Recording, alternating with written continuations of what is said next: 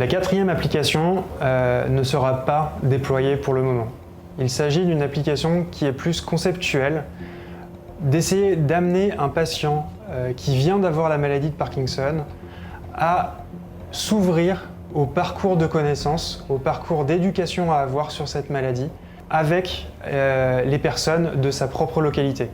D'autres patients, des assistantes sociales, l'association France Parkinson ou d'autres comités qu'ils puissent rejoindre de manière à se renseigner au fur et à mesure pour passer d'une phase de déni à une phase d'acceptation et pouvoir avoir un glossaire des premières questions qui pourraient se poser. Qu'est-ce que la maladie de Parkinson ?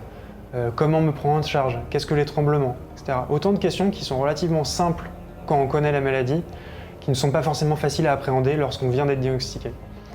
À partir de ces questions, on va pouvoir, plutôt que d'avoir accès à une définition ou toute une documentation, on va pouvoir avoir un numéro. Le patient va pouvoir l'appeler et initier son parcours en créant du lien avec d'autres personnes, ce lien d'entraide sociale, de manière à initier la compréhension de sa maladie et in fine, accepter sa maladie pour vivre avec. Cette application, elle ne sort pas parce qu'elle pose énormément de questions d'un point de vue de tiers de confiance, d'un point de vue de la fédération de communautés.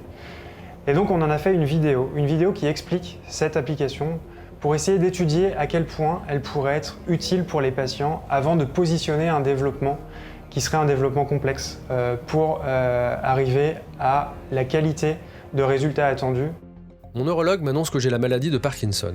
Il me conseille de télécharger l'application Mon Compagnon Park, une application qui me permettra d'intégrer un réseau local d'entraide et m'aider à mieux comprendre ma maladie.